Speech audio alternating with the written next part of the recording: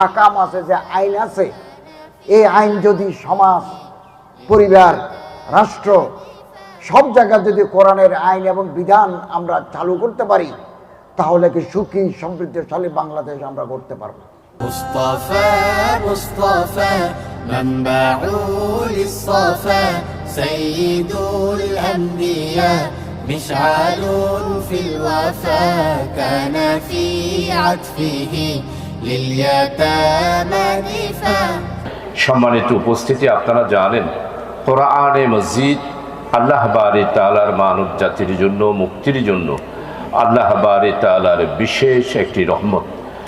مصطفى مصطفى منبع للصفا سيد الأنبياء مشعل في الوفا كان في عطفه لليتامى دفاع حن قلبي له فاض شوقا إليه ليس أرجو سوى شربة من يدي الصلاة عليه والسلام عليه للسماء ارتقى فأتى بالنقى وغدا وجهه نيرا مشرقا كان من عفوه حين حان اللقاء قال فلتذهبوا أنتم الطلقا مصطفى